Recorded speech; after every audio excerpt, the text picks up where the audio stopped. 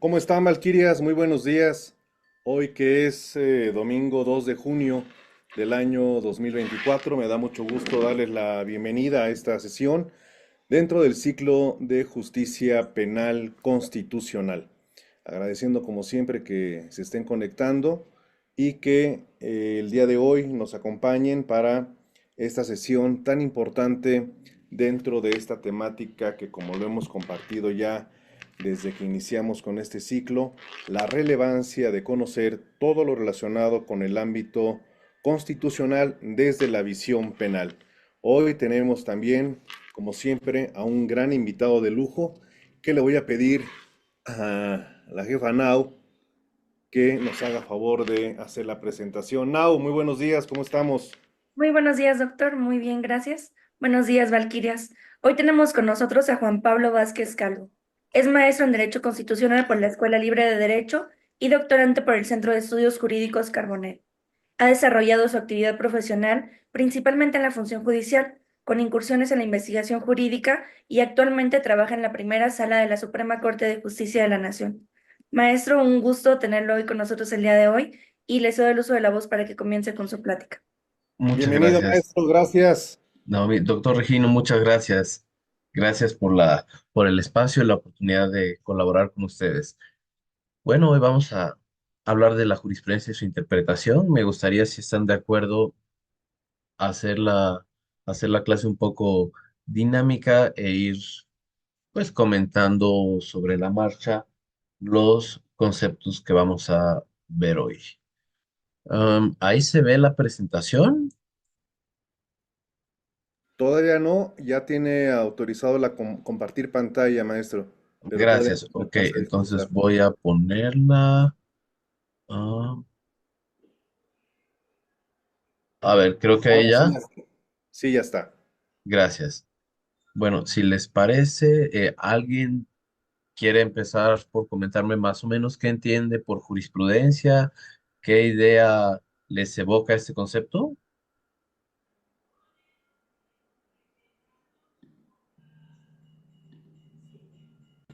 ¿Sí, Bere? Hola, yo entiendo como jurisprudencia como la interpretación de la ley que los juristas pueden darle.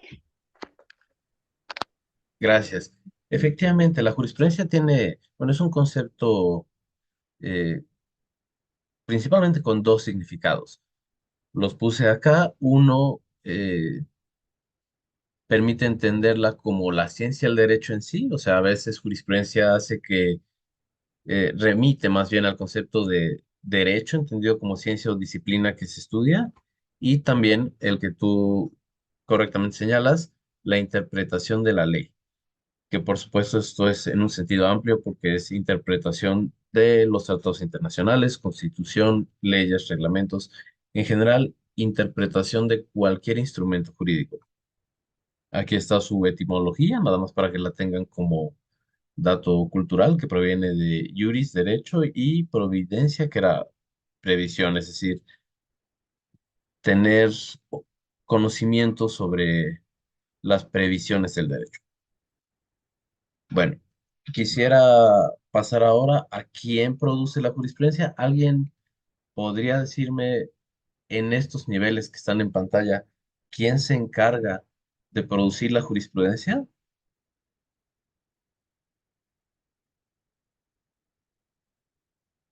¿Ver tú de nuevo o alguien?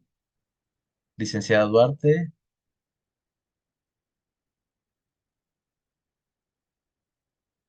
sí, adelante. Está silenciada, me parece.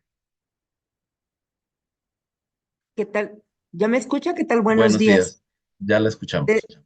Amor Duarte, Texcoco, Estado de México. La jurisprudencia pienso que la produce la Suprema Corte de Justicia con base en las sentencias. ¿Ok? ¿Le parece que puede haber algún otro tipo de producción jurisprudencial, algunos otros órganos que creen jurisprudencia? Sí, los tribunales, dependiendo el área. Ok, pero ¿a qué tribunales se referiría? Pues, por ejemplo, los tribunales colegiados de circuito. Exactamente. Ok.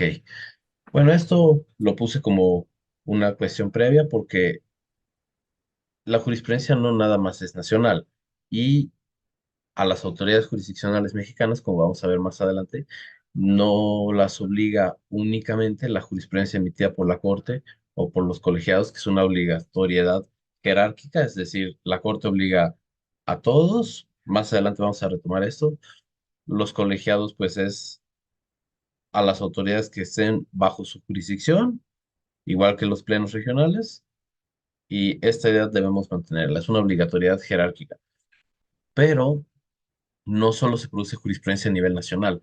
Me parece que es bueno señalar que tenemos jurisprudencia internacional de distintos tribunales internacionales.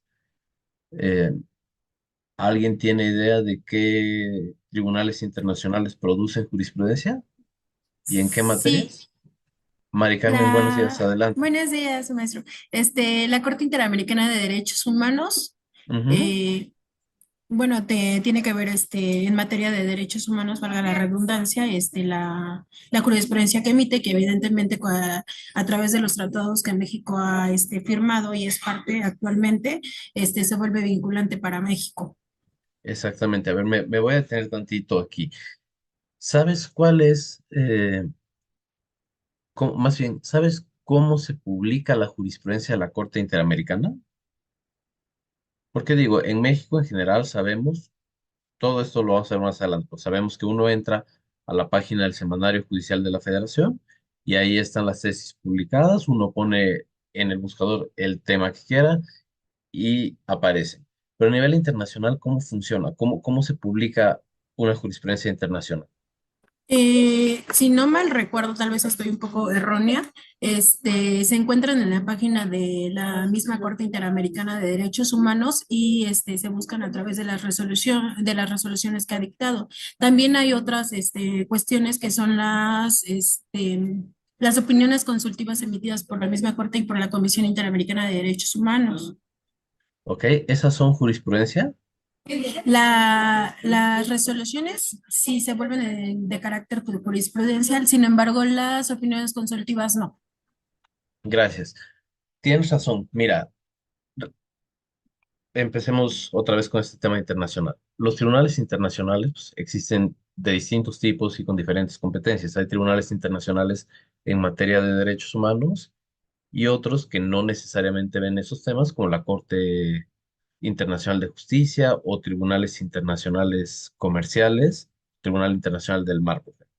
En el caso de justicia constitucional, que es lo que nos interesa, pues tenemos principalmente tres tribunales internacionales. El Tribunal Europeo de Derechos Humanos, la Corte Interamericana de Derechos Humanos y la Corte Africana de Derechos Humanos. En el caso de México, pues, lo que nos importa es la Corte Interamericana. Su jurisprudencia la constituye, como bien dijiste, americano, sus sentencias dictadas en casos contenciosos.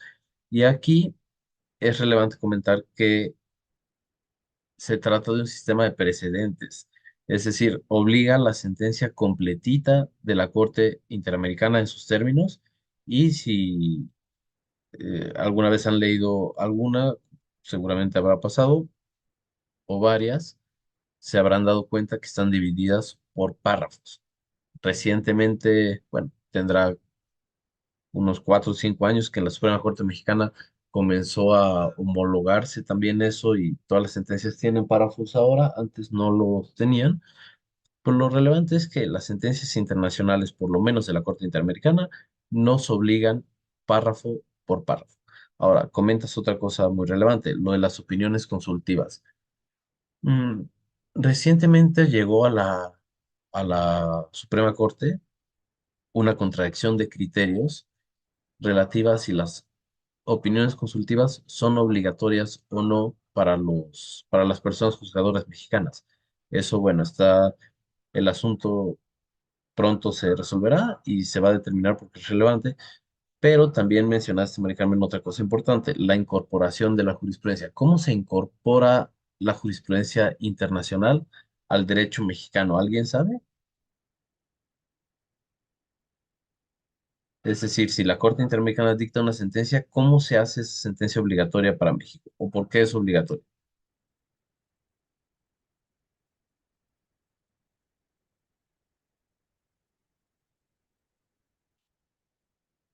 Mónica, Guadalupe, alguien que quiera. Adelante, por favor, María Elena.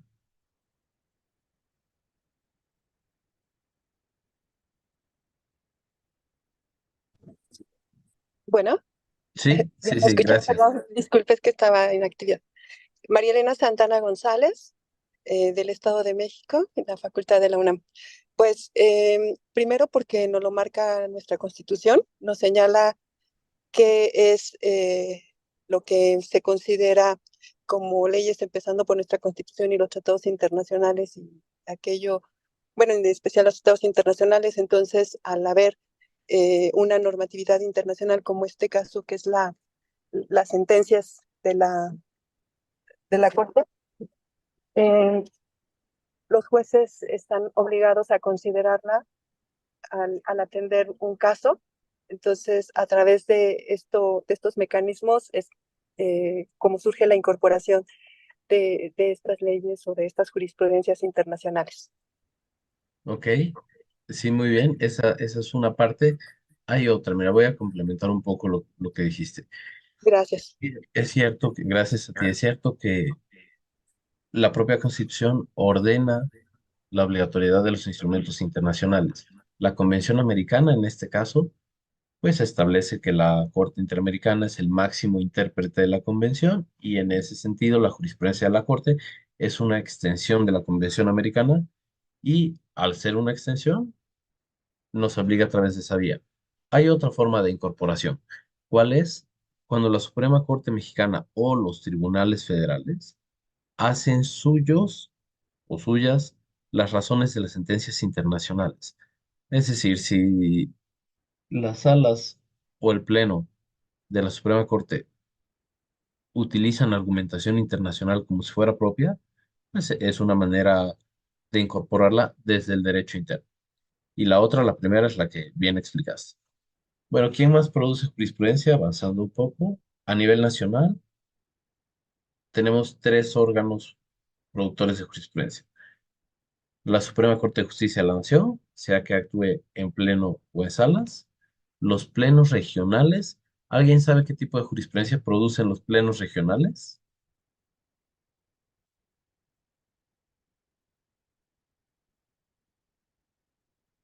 Bueno, más adelante lo veremos. Y los tribunales colegiados de circuito.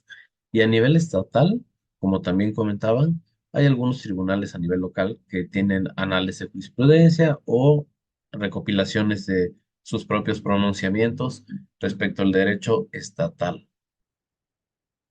Ahora, esto va a ser muy breve, pero es bueno tener un contexto histórico. ¿Tienen alguna idea de en México desde cuándo existe la jurisprudencia, cómo se publicaba, el tema de las épocas, qué son, cuántas hay? ¿Alguien que me pueda decir?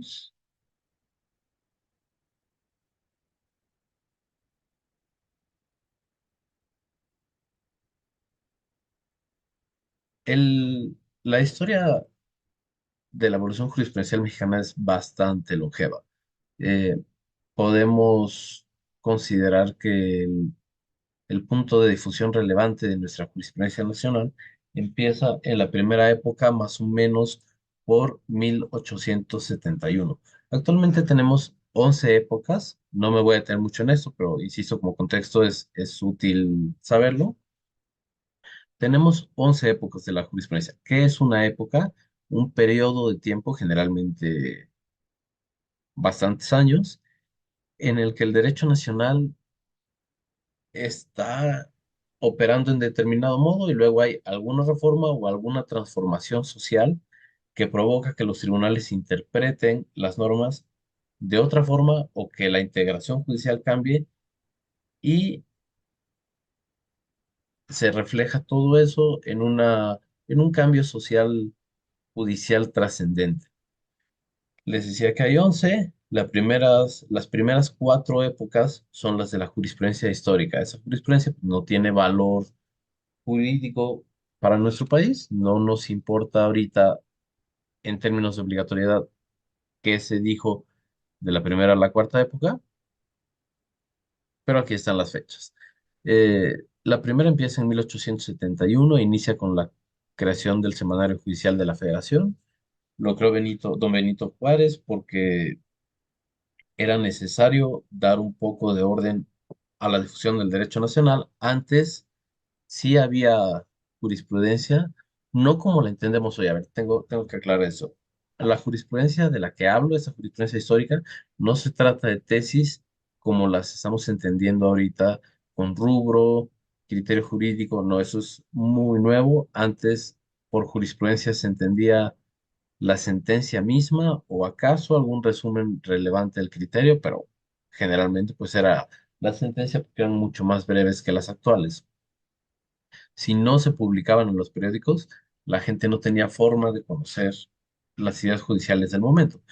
Entonces, antes de que se creara el Semanario Judicial de la Federación en 1871, las sentencias, perdón, la jurisprudencia se publicaba en periódicos privados. Un ejemplo de esto son estos dos, uno que se llamaba El Semanario y otro que se llamaba El Foro.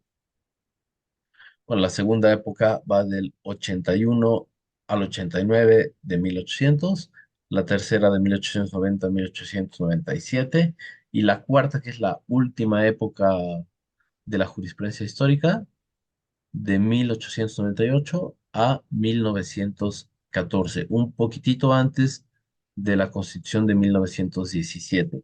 Es a partir de la Constitución del 17 cuando empieza la quinta época, que ya es jurisprudencia vigente y ya tiene obligatoriedad para ahorita. Se supone más o menos que en el Semanario Judicial de la Federación hay poco más de 300.000 tesis publicadas y de esas 300.000, aproximadamente un tercio pertenecen a la quinta época. Esto es entendible porque esta época duró 40 años. Eh, Uno de los eventos más relevantes socialmente que ocurren en esta época se da en 1955 y lo señalo con motivo de hoy precisamente. Fue en esa fecha, dentro de la quinta época, la primera vez que las mujeres acudieron a votar. Entonces están cumpliendo 69 años de eso y es relevante. Estas tesis de la quinta época o esas jurisprudencias eran generalmente muy sencillas. A partir de aquí se empieza a utilizar un lenguaje un tanto, ¿cómo les diré? Como Yoda en Star Wars, que pues, muchos años fueron conocidas así las tesis, que empezaban con un tema y, por ejemplo, robo, coma, delito de, y ya la tesis planteaba sus elementos, estaban como escritas al revés, y así duraron muchos años. La sexta época corrió del 57 al 68, la séptima época del 69 al 88. Aquí, dentro de la séptima época, ocurre algo importante. Se instala la Corte Interamericana de Derechos Humanos. ¿Y por qué es relevante? Vean a partir de cuándo existió la Corte. México reconoce su competencia contenciosa muchos años después. ¿Y cuántos años tienen que pasar a partir pues,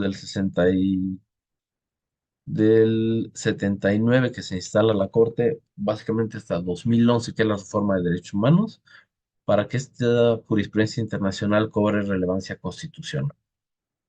La octava época, ya nos vamos acercando al presente, parte de unas reformas que se encargan de fortalecer a la Corte como tribunal constitucional y pues se enmarca en un contexto mundial y nacional complejo porque a lo largo de la octava época suceden cosas como la caída del muro de Berlín o el levantamiento del ejército zapatista acá en México, y estrictamente por lo que hace a la jurisprudencia, nace el IUS, que es ese disco que ya tiene muchos años, 30, que publica la Corte, que en su momento era muy caro, con toda la recopilación de tesis existentes hasta la fecha.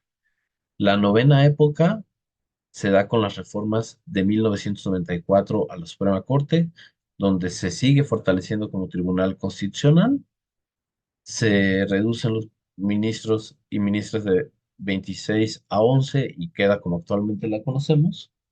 Y hay también cambios relevantes por lo que hace a las acciones de inconstitucionalidad y controversias constitucionales. ¿Alguien tiene idea de cómo funciona la jurisprudencia cuando se trata de acciones y controversias? Bárbara, ¿alguna idea? No, no. No, disculpe, profesor. No pasa nada, para eso estamos acá. Erika, Pues, no. ¿alguna idea de cómo, de qué pasa con con la jurisprudencia tratándose de acciones de inconstitucionalidad?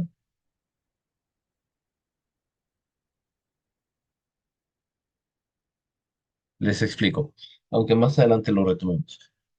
A partir de esta reforma, se estableció un sistema de precedentes. Esto es importante porque es la actual forma de creación jurisprudencial que deriva de la reforma de 2021, como vamos a ver.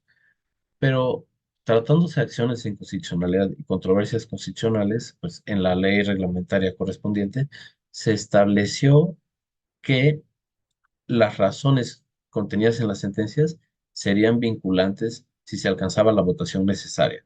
Es decir, se estableció un sistema de precedentes que coexistió con tesis del 95 más o menos al, ¿qué será? Como 2015, bueno, tal vez un poco después, se publicaron muchas tesis que derivaban de acciones y controversias y eso pues hacía un poquito incompatible el tema. También lo vamos a ver de qué tanto pueden coexistir un sistema de precedentes con un sistema de tesis. Después llegamos a la décima época, que esto ya es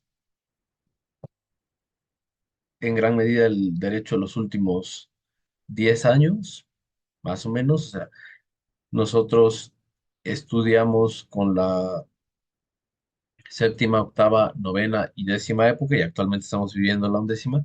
La décima época nace con las reformas constitucionales del 6 de junio de 2011. Principalmente el artículo 1, como comentaban, la que ordena incorporar los tratados internacionales en materia de derechos humanos al derecho interno. Aquí empieza esa décima época y tiene varias características peculiares que la distinguen muchísimo de todas las épocas anteriores. Maestro, disculpe la Sí, interrupción. adelante. Me parece que estamos viendo su pantalla congelada. No sé si pudiera dejar Ah, de no se ve. A reiniciar. ver. Sí, es que no estamos siguiendo el orden de Ay, la... perdónenme. A ver. Es que le estoy moviendo aquí en Zoom y a ver, ¿ahí ya se ve? Ahí ya lo seguimos, sí. Ok, a ver. Lo que les decía, bueno, aquí está por si quieren anotar lo de las épocas. Primera, segunda, tercera. De todas maneras, Naomi, si me lo permites, te mando esta presentación Claro para que que sí. la puedas Muy bien. reenviar. Mm, Bueno, la presentación no ha dicho mucho más de lo que les he platicado, nada más precisa las fechas. Vamos aquí apenas en la décima época. Les comentaba que esto se da a raíz de la reforma de 2011. La diferencia con las épocas anteriores, pues es que aquí hay una interpretación constitucional predominante y muy fuerte. Aquí ya se empiezan a desarrollar jurisprudencialmente el contenido de muchos derechos humanos. Es cierto que también se hizo en la novena época, pero la décima se caracteriza precisamente por un desarrollo jurisprudencial de derechos humanos. Y la undécima época, que cambia o que nace a partir del 2021 con la reforma constitucional de 11 de marzo, que que provocó el tránsito hacia un sistema de precedentes. Eh, de una vez, ¿alguien podría decirme más o menos cuál es la importancia de esta reforma de hace 3 años? ¿Qué implica que hayamos cambiado de un sistema de tesis o de jurisprudencia tradicional hacia un sistema de precedentes? ¿Alguien se le ocurre? Stephanie, por favor. Sí, hola, buen día de la Ciudad de Buenos México. días. Me parece que fueron las reformas constitucionales sobre amparo y derechos humanos También, cuando se sí. crearon. Bueno, entraron en vigor más bien.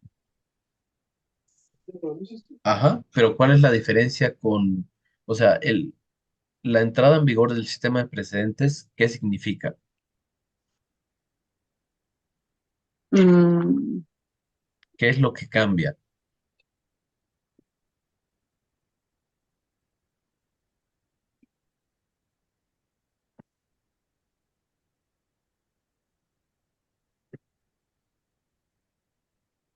Eh, ¿Alguien tiene alguna otra idea? Porque lo que dijiste es correcto, pero ajá. digamos, falta ahí un puntito en qué cosa fue, cuál fue el cambio más trascendente. ¿Por qué nos volvimos un sistema de precedentes? ¿Qué quiere decir eso?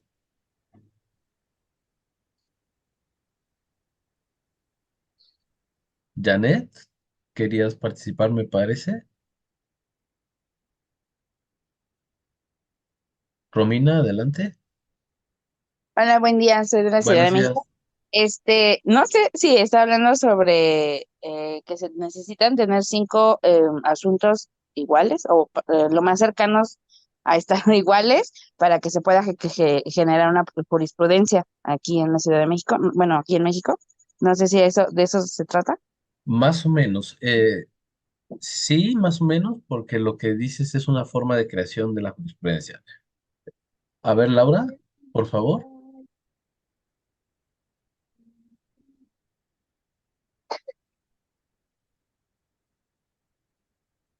Creo que estás silenciada, Laura, pero con la mano Ya, arriba. ya, ya, ya. Ah, gracias. Bueno, no sé si estoy bien, pero bueno, lo más importante de las reformas que preguntó, pues fue el cambio del sistema inquisitorio al acusatorio. Eso fue muy importante. Sí, fue en 2008, pero bueno, esas reformas fueron en 2008. Ahorita como que la pregunta se centra más estrictamente en lo que pasó en 2021 en el sistema de precedentes, pero les cuento. Antes, las Las tesis, pues, todavía hay de dos tipos, ¿no? Tesis aladas, tesis jurisprudenciales, y obligaban dependiendo del tipo que fueran. Eran jurisprudencia si pasaba qué cosa, bueno, pues, si se emitían cinco en el mismo sentido, sobre el mismo tema, sin algún precedente en contrario, como vamos a detallar más adelante. Pero ahora cambió eso. ¿Por qué?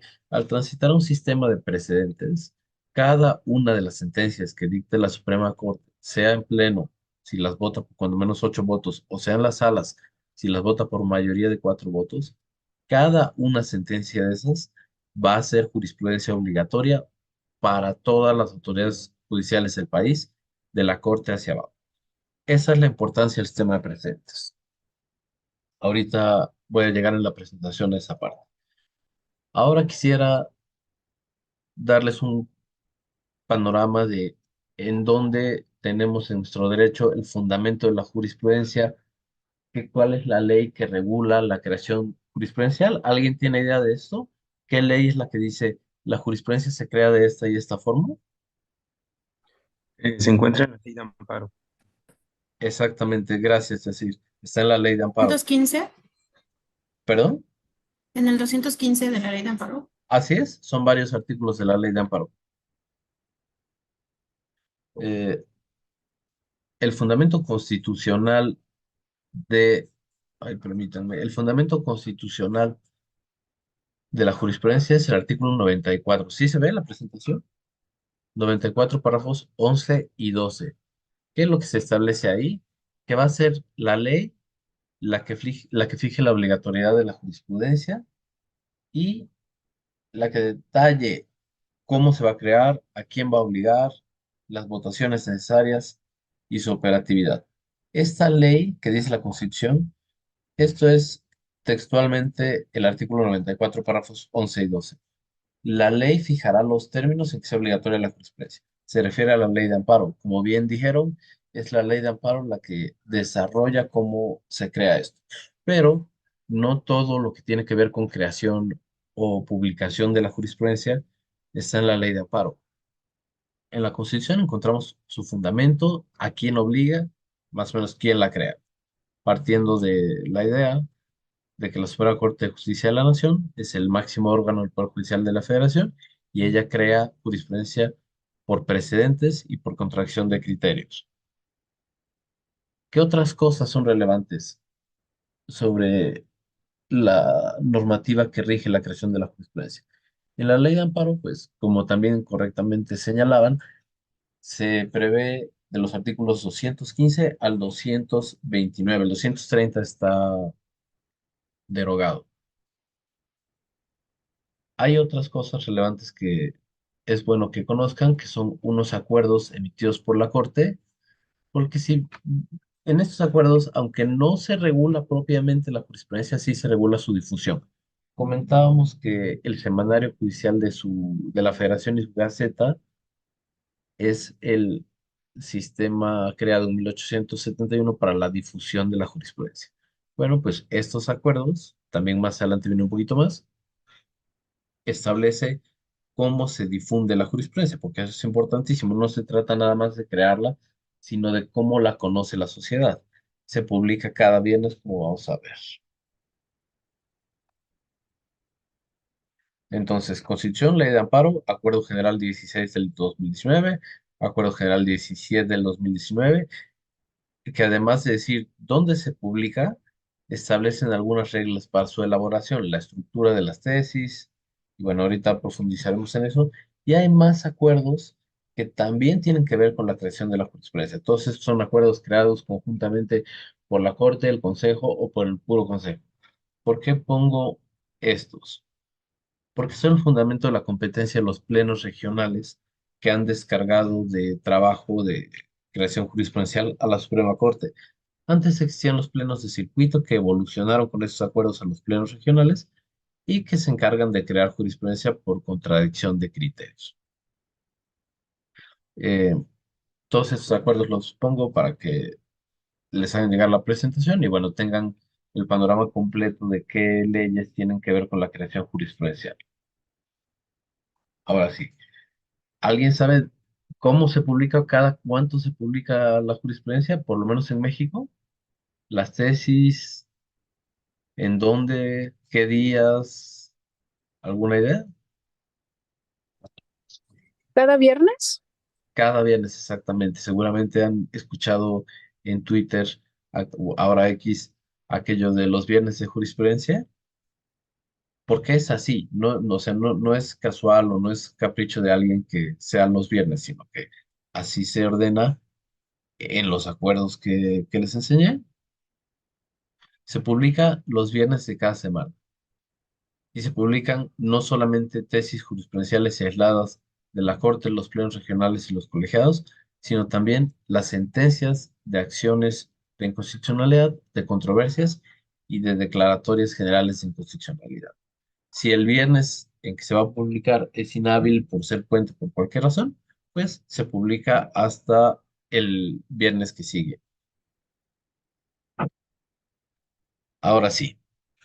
Ya digo, todo lo anterior fue introducción. Entrando propiamente en nuestra materia, hay tres formas de establecer jurisprudencia en México.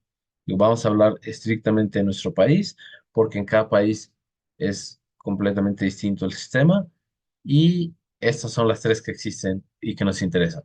Los precedentes obligatorios, la reiteración y la contradicción de criterios. ¿Alguien puede explicar alguna? ¿Quiere comentar algo sobre cada una? ¿O alguna pregunta hasta acá de cualquier cosa que he comentado?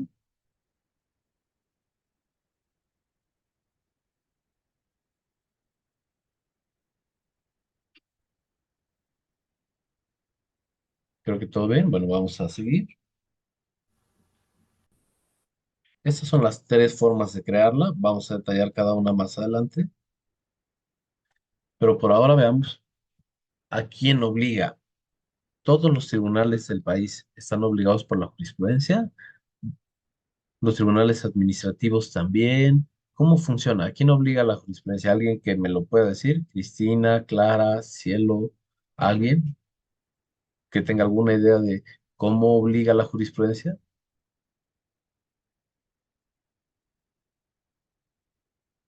Vamos a verlo. Les decía al iniciar que es de forma jerárquica. La Suprema Corte, como máxima autoridad jurisdiccional, pues está encima de quién? De todas las demás autoridades del país. La jurisprudencia del Pleno de la Corte va a obligar a o sea, obliga a todos hacia abajo, a las salas de la Corte, a los plenos regionales, a los tribunales colegiados de circuito, a los tribunales colegiados de apelación, a los juzgados de distrito, a las salas superiores de los tribunales superiores de justicia de los estados, a los juzgados de fuero común, a absolutamente todos. La jurisprudencia del Pleno de la Suprema Corte obliga a todas las autoridades judiciales del país. ¿Cómo crea el Pleno de la Suprema Corte jurisprudencia? Por precedentes obligatorios, pero también tiene otras formas, ¿no? A través de las sentencias de acciones en constitucionalidad y controversias constitucionales, eh, que también es un sistema de precedentes, pero no está regulado en la ley de amparo, o al resolver contradicciones de criterios. La jurisprudencia del Pleno, como les decía, obliga a las salas de la Corte, pero no al revés. La jurisprudencia de la primera sala no va a ser obligatoria para el Pleno, ni la de la segunda sala para el Pleno. A su vez, la jurisprudencia de las salas de la Corte no las obliga mutuamente. Tan es así que en muchas ocasiones hay contradicciones de criterios que sean entre las salas y es el Tribunal Pleno de la Corte el que decide qué jurisprudencia o qué criterio debe prevalecer. Después de la Suprema Corte tenemos a los plenos regionales. Ellos emiten jurisprudencia por contradicción de criterios. Un ejemplo reciente y relevante en materia penal de cómo los plenos regionales emiten jurisprudencia es el tema de qué sucede con la suspensión en el juicio de amparo cuando el acto reclamado es la vinculación a proceso y de manera particular la prisión preventiva oficiosa impuesta como medida cautelar. En los plenos regionales, pues, en materia penal tenemos dos, la región centro-norte y la región centro-sur. El pleno del sur dice que la suspensión en amparo no se puede conceder con efectos restitutorios, es decir, si se impuso la medida cautelar de prisión preventiva y se promueve amparo contra eso, la persona va a seguir en prisión preventiva. El Pleno de la región centro-norte, por el contrario, dice no, sí puedes otorgar una suspensión con efectos restitutorios o de tutela anticipada y cambiar la medida cautelar de la persona. Ahora, esto es muy importante porque la mitad del país, del centro al norte, puede, pues sí, la mitad del centro al norte que promueva un amparo en contra de esta medida, le pueden otorgar la suspensión y cambiar la medida cautelar, pero si la persona que está bajo esa medida vive o cometió el delito, por la razón que quieran, está del centro al sur, pues está sujeto a unas reglas jurídicas diferentes y todo es a través de interpretación jurisprudencial. El asunto eventualmente llegará y se resolverá en la Suprema Corte y ella será la que establezca la jurisprudencia para todo el país. A ver, ahora, pregunta, esto me gustaría que me lo contestaran. ¿La jurisprudencia puede tener efectos retroactivos? ¿Puede operar hacia el pasado? ¿Una jurisprudencia que se dicte hoy puede afectar algún juicio con sentencia de años atrás? ¿Alguien tiene idea de esto? ¿O la jurisprudencia solo opera hacia el futuro de que se publica en adelante? ¿Qué piensan? Alma, por favor. Hola, buenos días. Buenos Tengo días. entendido que en este caso sí puede operar de manera retroactiva siempre y cuando está a favor del acusado. Exactamente, en materia penal así es. Supongamos que en el 2022 hubo, por decirles algo, un caso real. Hubo dos o tres personas condenadas en el estado de Oaxaca por el delito equiparado a la retención. Norma, por favor. Sí, gracias, buenos días. Buenos días. Norma Llerena de Guanajuato. Mucho gusto. Igual comparto la opinión de la compañera, sí opera porque aplicaría en el principio pro persona. Entonces, si la jurisprudencia está en beneficio de la persona, pues puede ser sujeto de este beneficio. Ok, a ver, te voy a preguntar algo, Norma y Alma, Sí. las dos que acaban de contestar esto. Al rato regreso a la materia penal con lo que les iba a explicar del delito, pero mientras, por favor, digan, si una contradicción de tesis resuelve algún punto mercantil, ¿no? Digamos, un juicio sobre cuándo opera la caducidad en materia mercantil, por decirles algo, y la corte resuelve esa contradicción de una forma distinta a como los tribunales ordinarios le fallaron a una de las partes, ¿se puede cambiar? O sea, pueden ir después con el tribunal las partes y decirle, oye, tribunal, la corte resolvió una contradicción de tesis en donde dijo que tu criterio no es el válido. O sea, ¿se puede hacer eso? Sobre todo si le conviene, si es a su favor, ¿puede hacerlo? ¿Qué piensan? Bajo este principio, yo diría que sí. Ok, ¿tu Norma? Bueno, si no hubo ya una sentencia firme y no se aplicó ningún otro recurso anterior, creo que sí podría hacerse. No, y sí hubo sentencia firme, o sea, de hecho, todas las instancias que quieras. Yacir, por favor. Sí, yo digo que no porque sería inconstitucional, porque a ninguna ley se le da efecto retroactivo y pues casi funciona a la par. Ok, ¿alguien más? Bueno, algunas leyes sí se les pueden dar efecto. Mari Carmen, ¿querías comentar algo? Acerca de eso, porque se supone que la Corte, bueno, tal vez estoy mal, que la Corte tiene que versar sobre violación, su sentencia, tiene que versar sobre violaciones que pudieran existir en materia de derechos humanos en relación al asunto. O, a ver, ¿una sentencia de la Corte puede ser sobre algún tema que no sea de derechos humanos? No, obviamente. Yo no sé, pero los otros no. ¿Perdón, Shania? Cuestión- Ay, creo que no, perdón, es que no te escuché bien.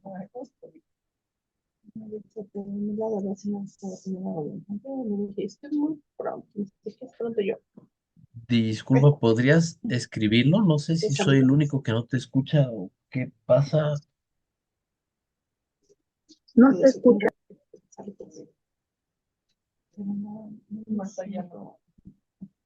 ¿Pero por qué? Quítate tener nervios o que te dices que como que incomodidad. Ay, Shania, discúlpame, no te oigo, pero bueno, si lo puedes escribir por ahí en el chat del grupo, por ahí lo atendemos. O si, no sé si puedes cambiar de micrófono o algo así. Mientras voy contestando lo anterior. A ver, varias cosas. Primero, sí, las leyes sí se pueden aplicar retroactivamente siempre y cuando sea en beneficio, sobre todo en materia penal. Les ponía o les iba a explicar el caso del delito de retención. ¿Qué sucede? En Oaxaca hubo varias personas condenadas por el delito equiparado a la retención hace un par de años. Después la Corte dijo, ese delito es inconstitucional porque el Congreso de Oaxaca no tiene competencia para legislar en ese tema. ¿Qué pasó? Al declararlo la Corte inconstitucional, ¿las personas iban a seguir condenadas? Naturalmente no.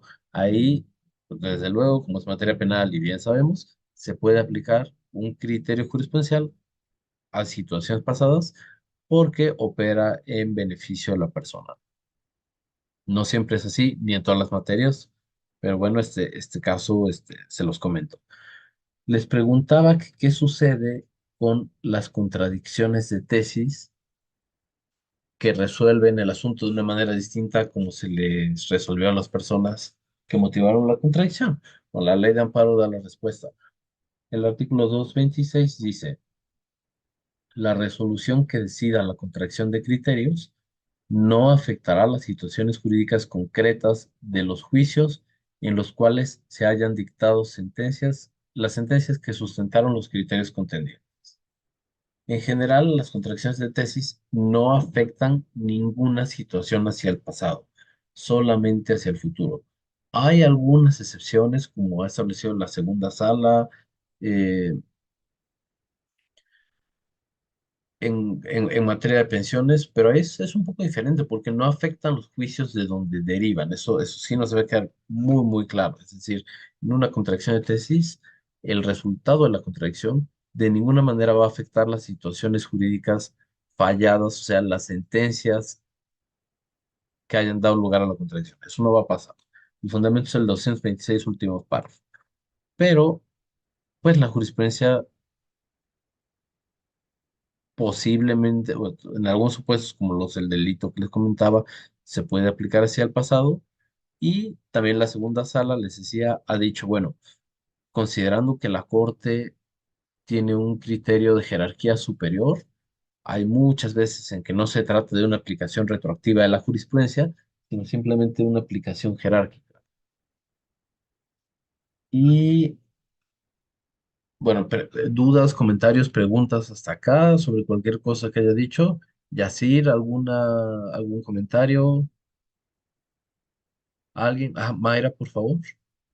Buenos días, Mayra Buenos González días. Ángeles del Estado de México. Tengo una duda en cuanto a la retroactividad que se habla, ¿solamente opera para el imputado, el culpable, o para las víctimas también? Porque se está utilizando, se habló del principio pro persona, que no sé Sí. si yo esté bien o he estado en tema erróneo todo este tiempo, pero el principio pro persona pues aplica para las víctimas, ¿no? ¿O estoy mal?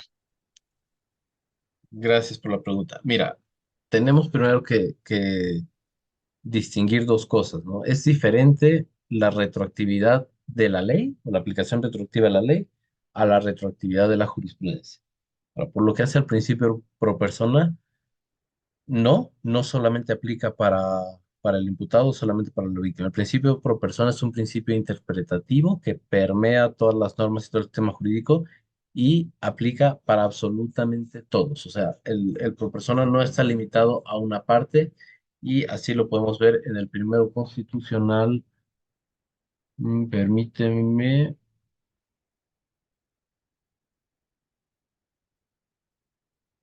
El segundo párrafo del primero constitucional dice: las normas relativas a los derechos humanos se interpretarán de conformidad con esta Constitución y con los tratados internacionales de la materia, favoreciendo en todo tiempo a las personas la protección más amplia. Es decir, no está limitada a una de las partes en juicio. Cada una de las partes, por supuesto, tiene normas aplicables específicamente para ellos. En materia penal, pues ustedes sabrán que desde el 20 constitucional hasta el Código Nacional hay artículos que detallan los derechos de cada una de las y obligaciones de cada una de las partes del proceso penal. El artículo 20 enlista: son derechos del imputado, son derechos de la víctima, y cada una de esos derechos normativamente previstos pues, se pueden interpretar utilizando el principio pro persona sin que esto implique favorecer a uno más que al otro. No sé si me expliqué, Mayra.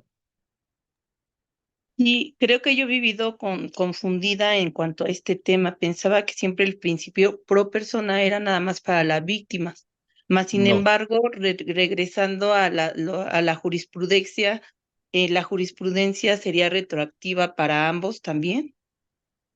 Sí, digo, depende. Mira, la prohibición del 14 es que no se puede en materia penal aplicar una ley en perjuicio. Sin embargo, si fuera en beneficio, me parece que sí es posible aplicarlo eh, a favor de la víctima. Nada más habría que ver ahí el caso en particular. Un ejemplo de esto puede ser, por pensar en alguno, la inconstitucionalidad de los topes a la Ley General de Víctimas, que recientemente la primera sala dijo: es inconstitucional topar la reparación del daño con límites superiores. ¿Por qué? Pues porque hay que ver caso por caso de cuánto fue el daño y cuánto fue y cuál debe ser la reparación correspondiente. Entonces me parece que la retroactividad o la aplicación retroactiva en beneficio no depende necesariamente de la parte que la haga valer, sino de si la norma aplica o no. Mm, ok. Sí, Sí, no, gracias. perdóneme, es que, perdone, No, no, pero no, para adelante. que me quede claro, o sea, si la ley a la víctima le favorece en cuanto a retroactividad, pero por supuesto que por ejemplo, al imputado, pues no le va a favorecer. Creo que no estructuré bien mi pregunta. A Es ver, esta. ya te entendí. O sea, si, si alguien comete un delito y no sé, le bajan la pena o algo, y eso podrías pensar perjudica a la víctima, pero beneficia al imputado, entonces, y en relación con el principio pro persona, pues nada más se le aplica a él, ¿o qué pasa con la víctima? ¿Así? Ajá, exacto. Ah, ya, ok. No, en ese caso, y eso es, ay, esa es una muy buena pregunta. A ver, la regla general es que sí se va a aplicar retroactivamente en beneficio del imputado, aunque eso provoque una especie de choque con los derechos de la víctima. ¿Por qué es eso así? Bueno, es una razón de política criminal de los estados y de los sistemas penales de muchísimo tiempo, porque en principio quien está totalmente en desventaja y quien está siendo perseguido por el sistema punitivo estatal, pues es el imputado. Entonces, sí, los beneficios o la aplicación retroactiva en beneficio, en principio está pensada para él, a pesar de que eso pueda colisionar con los derechos de las víctimas. Esto, como casi todo en derecho, tampoco es completamente absoluto e inamovible. Un ejemplo de cómo este punto ha cambiado y se ha ido repensando es tratándose de delitos sexuales. ¿Por qué? Porque generalmente los códigos penales de las entidades federativas establecen algún plazo prescriptorio basado en la penalidad del delito para delitos sexuales, pero tratándose de menores de edad, hay dos leyes, la ley, me parece que es la Ley General de los Derechos de las Niñas, Niños y Adolescentes y la Ley del Sistema Integral de Justicia Penal para Adolescentes, han establecido que la prescripción tratándose de delitos sexuales cometidos en contra de de personas menores de edad, puede empezar a correr a partir de que ellos cumplan la mayoría de edad, o incluso algunas otras leyes estatales han considerado la imprescriptibilidad. Entonces, ahí hay un ejemplo de colisión entre esos derechos que comentas, ¿no? ¿Por qué? Porque por una parte, no podrías en principio aplicar una imprescriptibilidad hacia el pasado, porque sería perjudicar al presunto imputado, pero si lo hicieras, pues estarías maximizando los derechos de las niñas, niños y adolescentes que hayan sido víctimas de este tipo de delitos. El tema es sumamente complejo y la, la primera sala seguramente lo va a abordar en los próximos años. Todavía no se ha definido de manera absoluta. Y se me hace como que injusto, ¿no? Para la otra parte, más sin embargo, lo que acaba de decir es bien importante, bueno, para mí, creo que para todos, el hecho de que no nos quedemos nada más con esa ley, con esa reforma, porque pues hay un desequilibrio en cuanto al sistema de justicia para la otra parte. Eso pienso yo, se me hace desproporcional ¿Para qué parte? para la otra parte, ¿no? Que en este caso hablamos de la parte de la víctima, cuando Ah, sí. esto le beneficia al imputado y hay un tema ahí, pues, con las familias que por sí ya pasaron el delito, están sufriendo, depende, ¿no? También del delito, pero que las leyes, pues, están amparando pues, a los presuntos, ¿no? Y pues bueno, era mi aportación, maestro. Muchas Muchas gracias, gracias. Mayra. Sí, pero sí quedó claro lo que expliqué, más o menos. Sí, me quedó más que claro. Ok, porque Sí, si gracias. no, lo platicamos con otro ejemplo, lo que sea necesario. Te Sí, digo, sí, el tema es complicado, ¿no? O sea, no es algo, no es sencillo, porque sí involucra la colisión de muchos derechos y principios y de leyes aplicables. En materia penal más, o sea, qué ley es la aplicable en materia penal? Bueno, pues en principio la ley sustantiva, que es la que prevé la prescripción, es la que rige, la que está vigente al momento del delito, pero la ley procesal pues, puede ser como dice un transitorio del Código Nacional, la que esté vigente cuando se hace la denuncia, ¿no? Y ahí también entras en colisiones, pero sí, no es, dime. Es que todo esto lo comento justamente por el tema, yo estoy como que muy enfocada en el tema de la desaparición forzada y por particulares. En el Ok. 2018 lo decreta Peña Nieto y se tipifica como el delito, se tipifica ya el delito desde personas desaparecidas, con particulares y forzada. Más sin embargo, de las personas que estuvieron desaparecidas o que desaparecieron antes del 2018 y que entra la ley en el 2000, sí, en el 2018, valga la redundancia, entonces, ¿qué va a pasar con todas esas familias por ejemplo, los de la guerra sucia, de las muertas de Chihuahua, todo eso? Hasta Ujú. el 2018 se tipifica, se logra con todos los colectivos, pues que se pueda tipificar, pero entonces, ¿qué pasa, no? Con todas esas familias que encontraron muy posiblemente a sus familias, por ejemplo, apenas entrando el 2018 y que ya no les aplique esa ley. A mí eso se me hace desbordante. Y hablando nada más de este delito, pero si hablamos de otros delitos, entonces la retroactividad no les va a aplicar a esas familias, ¿no? Ahí Porque nada es hasta más el... hago Ajá. un paréntesis. O sea, ahí nada más precisemos que estamos hablando de retroactividad de la ley penal y no de no de retroactividad jurisprudencial, ¿no? O sea, este, primero hay que partir de esa base.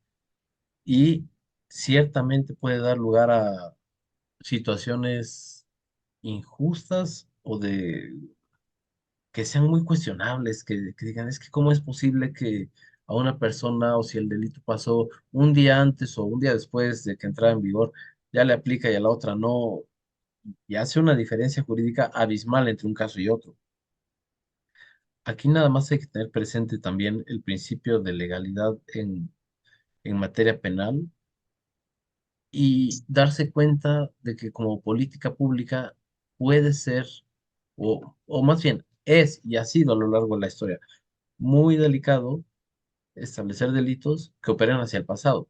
No nos vamos a meter en temas de dogmática penal ahorita porque desborda mucho la clase de jurisprudencia, pero pues sí sería delicado establecer algún delito por el cual puedas castigar a una persona que cuando lo cometió no existía.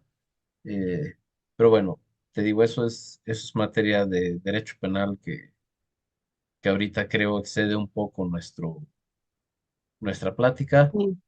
pero sí es un tema muy complicado. Gracias, maestro. A ti, Gracias. Mayra. Bueno, siguiendo con esto, ahora sí vamos a entrar a las formas de creación de la jurisprudencia, que eran presentes obligaciones, presente obligatorio por reiteración y por contradicción. La primera son los precedentes obligatorios. ¿Quién emite los precedentes obligatorios? A ver, duda, ¿un tribunal colegiado puede emitir jurisprudencia por precedentes obligatorios? ¿Un juzgado de distrito puede hacerlo? ¿Una sentencia de un juzgado de distrito puede ser precedente obligatorio en algún caso? La respuesta es que no. La única, y esto es muy importante, la única institución en el país que emite jurisprudencia por precedentes obligatorios es la Suprema Corte, sea en pleno o sea en salas. ¿Qué asuntos resuelve la Corte en actuando en pleno o actuando en salas? Bueno, está en la ley orgánica, pero de manera general, en el pleno se ven acciones de inconstitucionalidad, controversias constitucionales que ya tenían su sistema de precedentes desde el 95, como señalé, algunos amparos en revisión, algunos amparos directos en revisión extraordinariamente trascendentes, contradicciones de criterios, y bueno, pero ese es un sistema en sí mismo de creación de la jurisprudencia. Todo lo que derive de amparo es susceptible de crear jurisprudencia por precedente obligatorio. La emite la Suprema Corte. Ahora, aquí vamos a entrar en un problema muy complicado. Seguramente habrán visto las sesiones de la Corte en YouTube, que son el pleno sesiona lunes, martes y jueves, la sala sesiona los miércoles, viernes no hay sesión. ¿Qué pasa? Piensen en este momento porque es confuso. Si la primera sala vota un amparo directo en revisión, cualquier derecho, imaginen el derecho al agua o esos temas penales que comentábamos con Mayra. Y en la sentencia hay 4 votos concurrentes. La ley dice, son obligatorias las razones que justifican la decisión, pero resulta que las ministras y los ministros votaron únicamente por el sentido del amparo y en votos concurrentes establecieron las razones que ellos consideraban que eran las obligatorias. ¿Qué cosa es lo que obliga en el caso de que haya una votación unánime, pero 5 votos concurrentes o 3 votos concurrentes? ¿Qué piensan?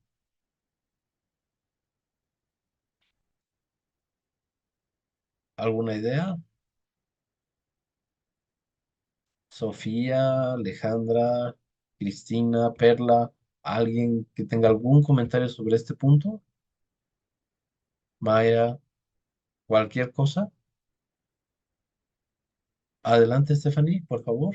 Entonces ahí cambiaría, ya sería por reiteración, ¿no? ¿Por qué?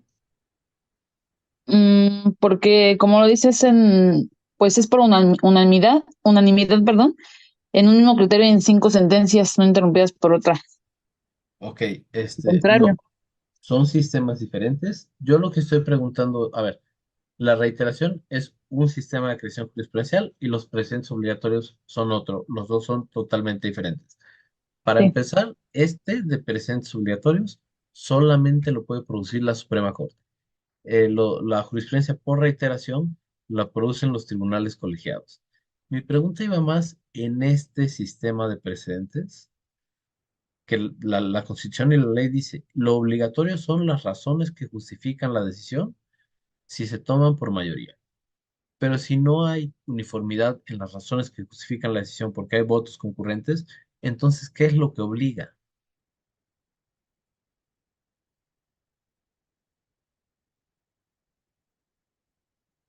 Podríamos pensar que en una respuesta formal, lo que va a obligar es lo que textualmente haya quedado escrito en la sentencia. El punto también está a discusión, se sigue trabajando en esto y no tiene una solución completamente satisfactoria todavía. El precedente. ¿Alguien sabe cuáles son los elementos o las partes del precedente?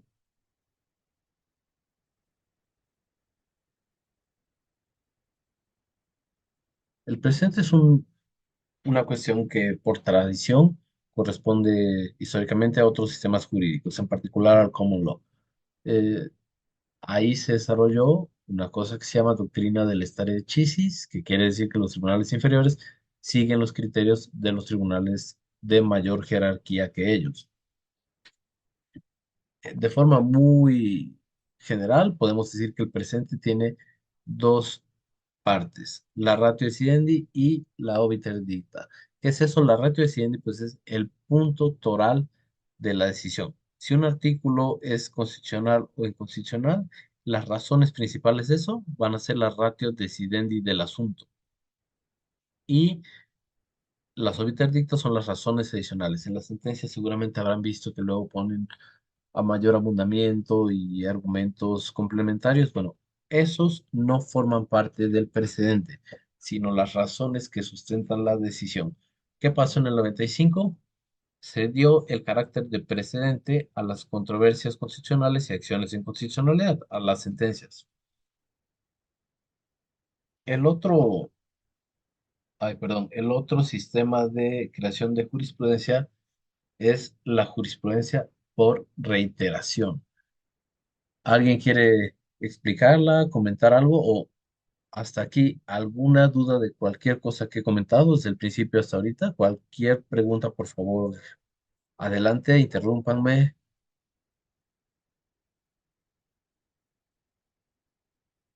Creo que no.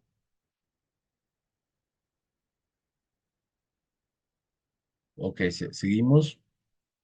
Ah, perdón, Yerena, sí, por favor. Sí, disculpe, no sé, sería el mismo criterio que aplica de que debe de haber 5 criterios en el mismo sentido para que sea reiterativo. Exactamente. Esta forma de creación de la jurisprudencia es precisamente la que dices.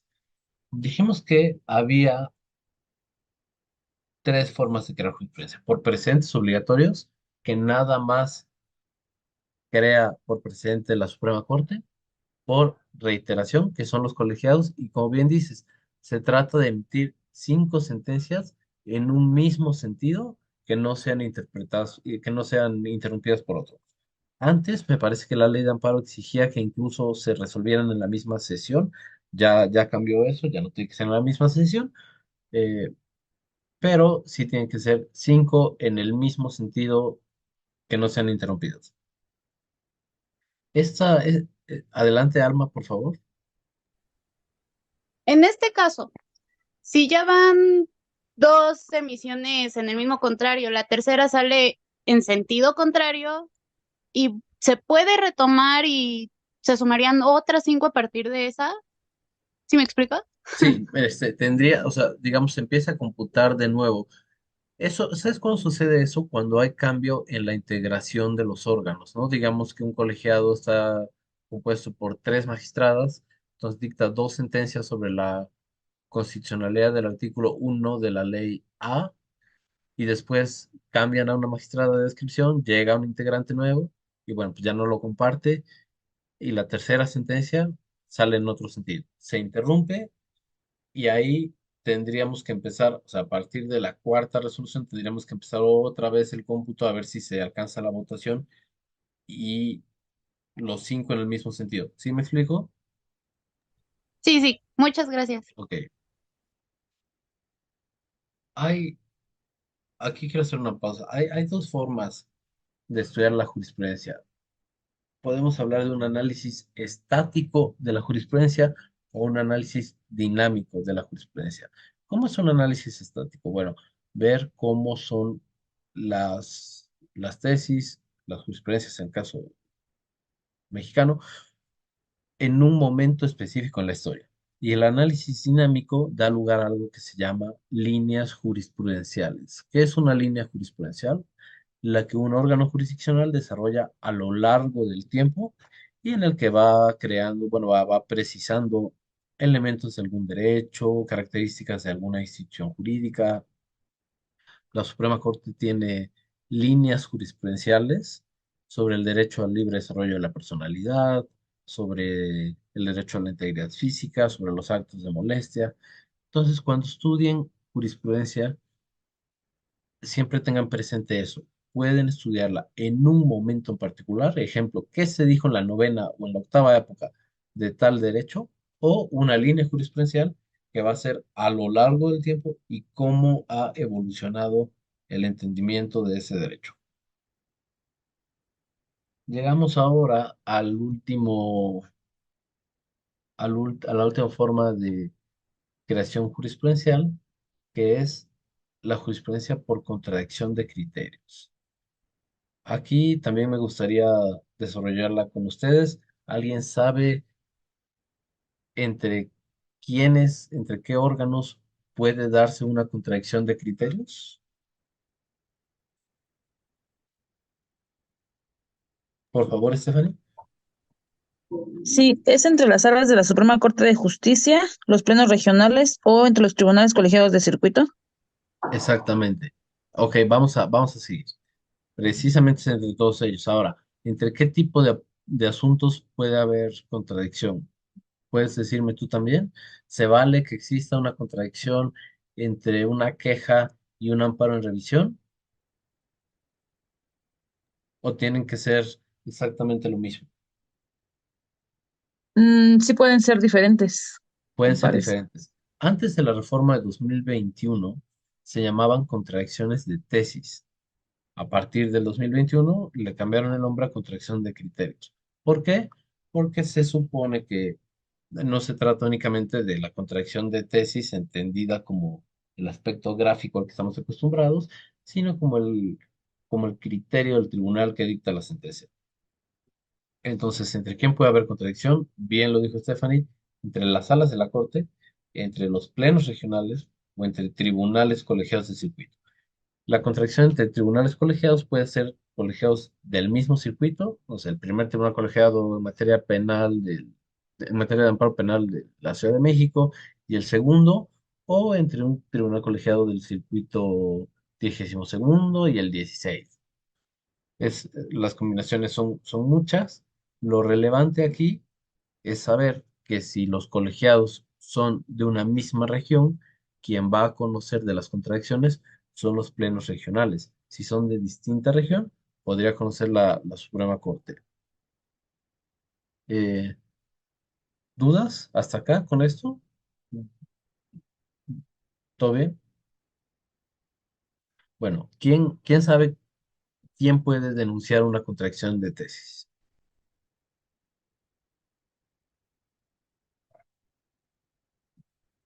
Cualquier persona puede ir a la corte y decir, oye, creo que estos tribunales se están contradiciendo, o son determinadas personas las que pueden hacerlo.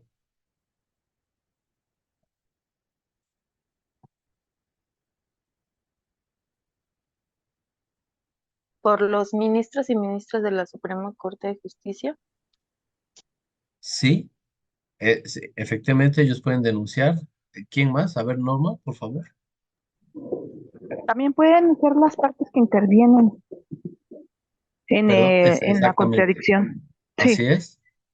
¿Quién O más? en su caso, lo que es el procurador de justicia. El Ujú. Tribunal Colegiado de Circuito. Muy bien, exactamente. Sí, son esos. La respuesta está en el artículo 227 de la Ley de Amparo, que lo que dice es, pueden denunciar las ministras o ministros, los integrantes de los plenos regionales, los tribunales colegiados y sus integrantes, las magistradas o magistrados de los colegiados de apelación. A ver, pregunta para todos ustedes. Los colegiados, todas ustedes, perdón, los tribunales colegiados de apelación pueden crear jurisprudencia, crean jurisprudencia,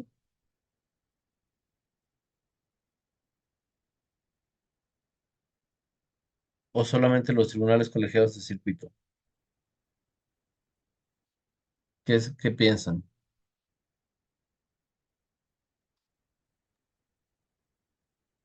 Sí, Disculpe, adelante.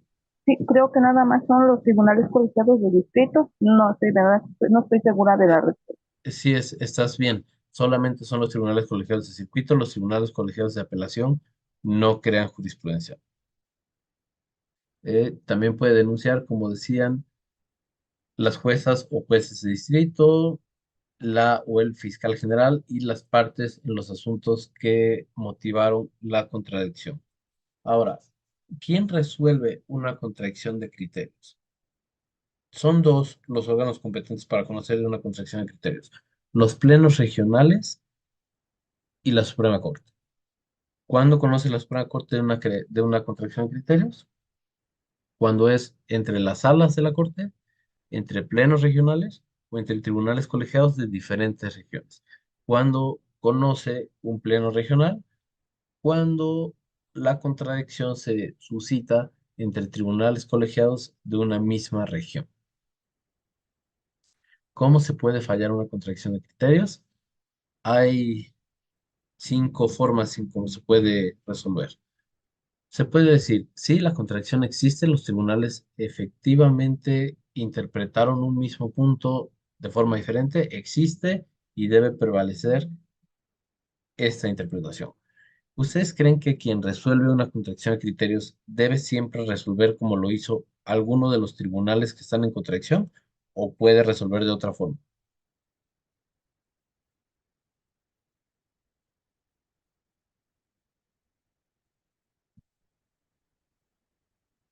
Sí, por favor, Norma.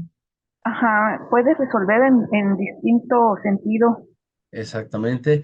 Gracias. No está limitado por cómo se haya resuelto en los asuntos de los que deriva la contradicción. Puede ser inexistente si es que no hubo la interpretación de un mismo problema jurídico, o si es completamente distinto el problema abordado. También puede ser improcedente Esto, aquí hay que detenernos un momento porque la improcedencia de una contradicción de criterios se da porque ya hay jurisprudencia y necesito que relacionemos el sistema de precedentes con la procedencia de la contradicción de criterios. Decíamos que si la Corte resuelve un amparo en revisión, un amparo en revisión, alguno de esos asuntos así, con la votación necesaria, pues crea jurisprudencia obligatoria para todo el país. Esto provoca que, al ya no ser necesaria la reiteración, por lo menos por lo que hace la Corte, para que sea obligatoria su jurisprudencia, cierra espacios a la contradicción de criterios. ¿Por qué? Porque si le llega a la Corte una contradicción de tribunales colegiados de distintas regiones sobre un tema que ya resolvió en amparo y que fue presente obligatorio, va a decir, no, la contradicción es improcedente porque yo ya me pronuncié de esto. Sí me estoy explicando porque esto puede ser un poco confuso, pero cualquier duda, por favor, díganme. Sin materia, en caso de que alguno de los órganos contendientes deje sin, se aparte del criterio que había venido sustentando, o también se puede resolver como que es incompetente para conocerlo, por ejemplo, si la denuncia se hace ante un pleno regional, pero se trata de colegiados de diferentes regiones, el pleno va a ser incompetente, corresponderá a la Suprema Corte. Ahora, díganme, por favor, ¿cómo, regresando a la publicación de la jurisprudencia después de ver las formas de su creación, cómo se publica en el semanario la jurisprudencia? Con tesis, ¿alguien sabe qué otras formas hay de publicación?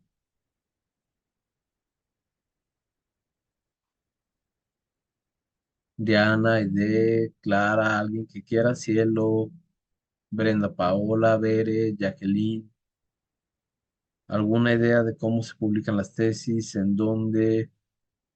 ¿Qué más se publica en el semanario?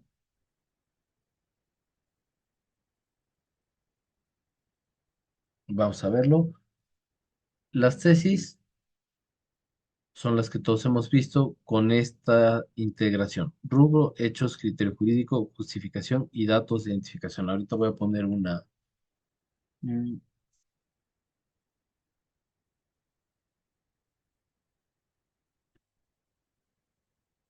A ver, permítanme.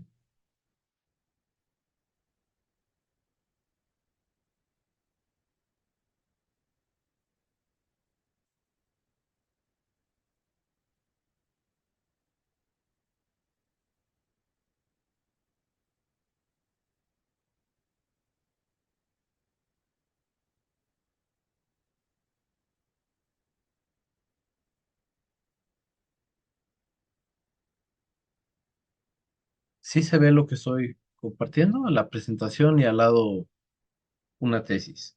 Gracias, gracias. Ok. A ver, en el semanario encontramos tesis de jurisprudencia, tesis aisladas y también sentencias. Sentencias de controversias, sentencias de acciones, sentencias de contradicciones de criterios y de otros asuntos relevantes. La estructura de las tesis nos la da la ley de amparo. Esta estructura, ahorita les digo, mm, está en el artículo 218 de la ley de amparo. México no es el único país del mundo que utiliza tesis como estas de acá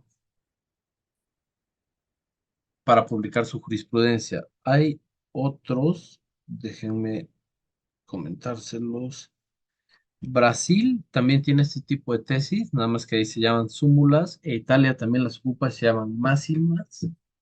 No sé si se pronuncian así, pero más o menos. Y en muchos otros países del mundo, este tipo de abstracción no existe. Antes, los acuerdos de la Corte definían a las tesis, que es lo que nosotros conocemos como jurisprudencia, como la abstracción de las razones de una sentencia. Es un mini resumen de la sentencia.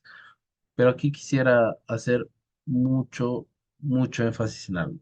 Cuando utilicen para sus asuntos, en sus litigios, en sus investigaciones, en cualquier cosa que vayan a ocupar las tesis, de ser posible, si el tiempo alcanza, no se queden exclusivamente con el texto que aquí se publica. ¿Por qué? Porque lo importante es la sentencia de donde deriva. Aquí, en la sentencia, van realmente a entender el contexto que dio lugar a esto, porque además hay algunas ocasiones en las que no corresponde siempre necesariamente lo que dice acá con la tesis, pero bueno, esos errores se tratan de corregir. A ver, la ley de amparo ordena que las tesis, la forma en cómo se publica y difunde nuestra jurisprudencia, tenga este orden. Rubro. ¿Cuál es el rubro? El nombre de la tesis. Procedimiento especial sobre controversia y violencia familiar. Hechos. Se hace una narración de lo que sucedió, o sea, de los aspectos fácticos del caso, como también se hace en toda sentencia en el apartado de antecedentes. Criterio jurídico, que es la decisión del tribunal. En este caso, la primera sala considera que en un juicio en que se alega violencia familiar, imponer a las partes cualquier método destinado a resolver extrajudicialmente la situación es contrario al derecho a acceso a la justicia. Esta es la solución. Este es el punto jurídico clave. Y la justificación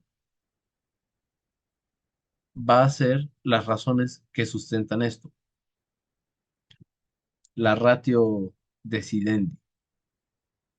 Finalmente, pues también hay datos de identificación del asunto, que es de dónde deriva el asunto, cuándo se votó, quiénes lo votaron.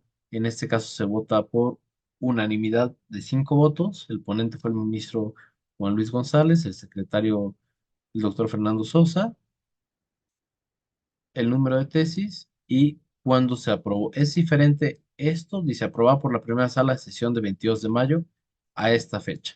Esta fecha de acá es la fecha en que se falló el asunto de donde deriva la tesis y esta de acá es la fecha en que se aprobó la propia tesis.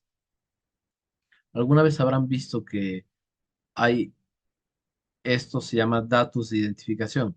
Registro digital, bueno, este es un número que le asigna al Semanario Judicial de la Federación para que sea muy fácil identificarlo de forma digital. Cada vez que uno pone este número,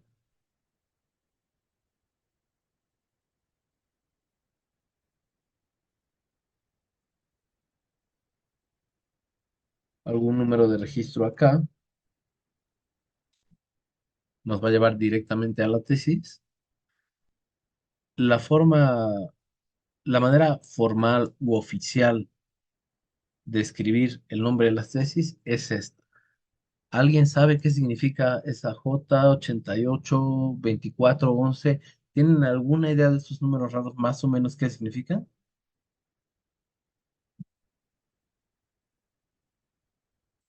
¿O para qué sirven? ¿Cómo podemos buscar jurisprudencia de esta forma? Los acuerdos que les enseñaba al inicio sobre la divulgación de la jurisprudencia en el semanario son los que establecen qué significa cada uno de los dígitos. En general se trata de el órgano jurisdiccional, en este caso es la primera sala.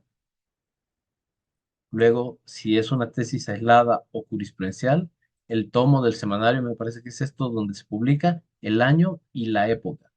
Todas tienen, todas, absolutamente todas, tienen estos datos. Miren.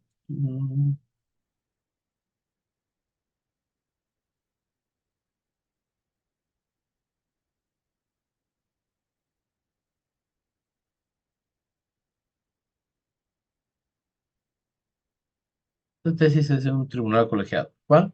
Tercer tribunal colegiado del cuarto circuito en materia civil, me parece. 11ª época. Estos números nos van a ir dando la materia en la que se trata, el órgano que la dicta, la época, y condiciona la manera en que la podemos buscar. O sea, si se trata de un asunto de la primera sala, que va a ser primera sala y es jurisprudencia, bueno, pues obviamente si ponemos todo lo existente y después ponemos el número, no va a aparecer. ¿Por qué? Porque es jurisprudencia de la primera sala. Sí, María Elena, adelante, por favor. Doctor, una pregunta. Para citar la tesis en nuestros trabajos, también utilizamos este número que usted amablemente nos está referenciando, este número de control. Gracias. Mira, ahí depende del... ¿Te refieres a trabajo académico, trabajo judicial? En este caso, ambos, académico y judicial. Ok, mira, la manera más formal de hacerlo es esta, que es el número oficial de la tesis. La más fácil es citar el rubro y el registro, porque con el registro se pueden encontrar muchísimo más rápido, ¿no? Digo, esto es como más difícil escribirlo e interpretarlo, porque hay que saberse qué significa cada numerito. Sí, la forma correcta sería citar el nombre completo y en su caso los datos de identificación. Déjenme les pongo un ejemplo. A mí personalmente pues, no hay nada, o sea, no hay nada que obligue a hacer esto. Es un gusto puramente personal. A mí me gusta citarlas así. Mm, Mira,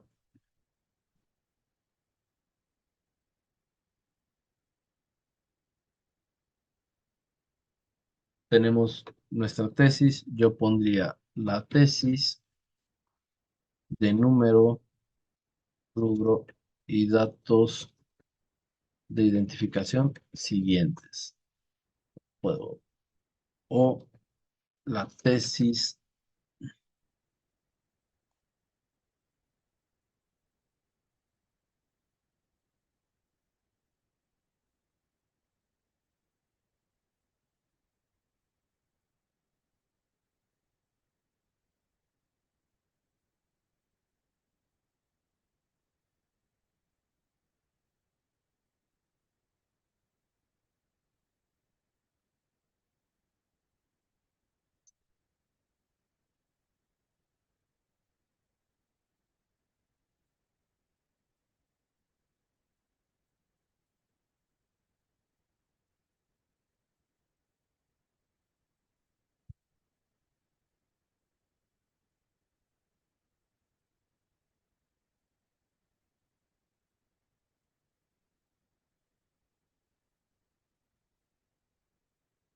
Esto ya lo pusimos arriba. Fuente, semanario oficial de la Federación. Aislado. La verdad es que no hay una sola forma de hacerlo, pero mientras tengas lo esencial que es esto, el número de registro o el rubro, pues con eso vas de gana. Muchas gracias. De nada. ¿Alguna otra pregunta sobre esto? De el nombre, rubro, las partes de las tesis.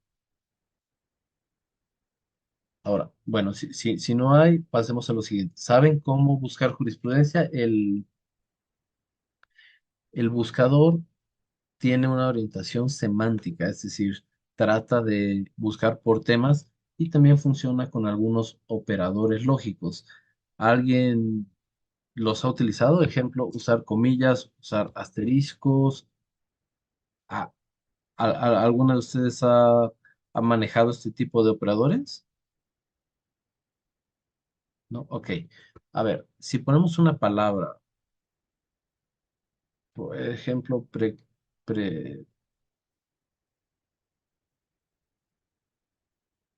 pred y asterisco, nos va a dar todas las palabras que empiecen con esto y tengan diferentes determinaciones. O sea, pretensión, pretendido. Aquí también interpretación porque es pred y otro poquito. Pretendan. Esa es una forma de hacerlo. Ahora, con comillas,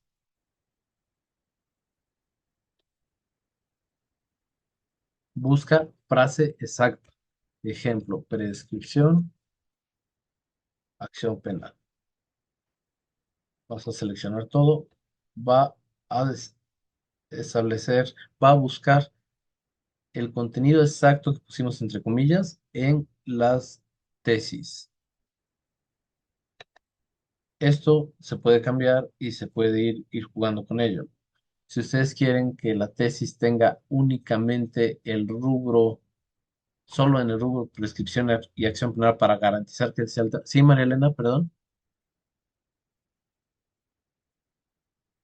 Creo que tienes la mano alzada, entonces adelante, cualquier pregunta, dime.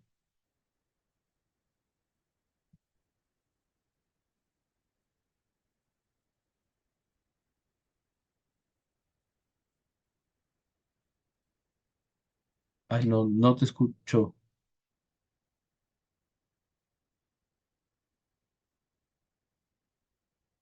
Bueno, seguimos, pero siéntete libre de interrumpirme en cualquier momento. Eh, Podemos buscar que únicamente estén en el rubro y así aparecerá. Irlas separando por tipo de tesis, pueden ser jurisprudenciales, aisladas o ambas. Y aquí a la izquierda va a haber otros filtros, la época, el año, la instancia que puede ser la corte, los plenos regionales, los tribunales colegiados de circuito, los órganos, la ministra o el ministro ponente y cómo jurisprudencia por cómo se integra, por reiteración de criterios, por contradicción. Bueno, me parece que eso es la jurisprudencia temática. ¿Qué es la jurisprudencia temática? Pronunciamientos judiciales sobre un tema que puede estar previsto en diferentes normas. Ustedes saben que todos los códigos de los estados, por ejemplo, los códigos civiles, pues tienen artículos sobre el arrendamiento. Si la Suprema Corte se pronuncia sobre el arrendamiento en algún estado, bueno, pues eso puede servirles para un caso, aunque el que estén llevando sea del arrendamiento en otro estado. ¿Por qué? Porque es jurisprudencia temática, es el mismo tema, entonces las razones tendrían que ser similares. Am, Aquí están organizadas por temas con independencia de la ley de donde provengan. Miren, déjenme enseñarles otro ejemplo.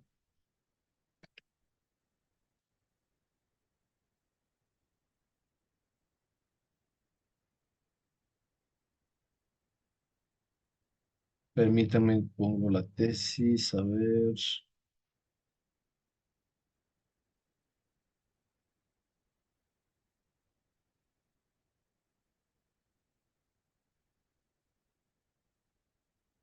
Lo que les decía. La jurisprudencia es temática cuando el tema interpretado puede estar en distintas disposiciones estatales o federales, pero el razonamiento es el mismo. Entonces también tengan eso presente. Eh, Podemos tener también, ya para ir acabando, interrupción de la jurisprudencia. ¿Cuándo se interrumpe la jurisprudencia? ¿Alguien sabe cómo se supera? ¿Qué pasa con eso?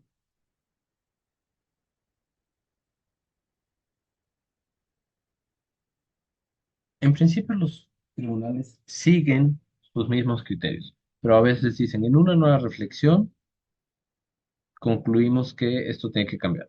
Bueno, para poder apartarse de sus propios precedentes o de su propia jurisprudencia, tienen que aportar elementos que justifiquen el cambio de criterio. Cuando eso sucede, la jurisprudencia se interrumpe y deja de tener carácter obligatorio. Con esto me parece, a ver, voy a dejar de compartir tantito, que tenemos un panorama general de cómo se crea, quién la crea, cómo funciona.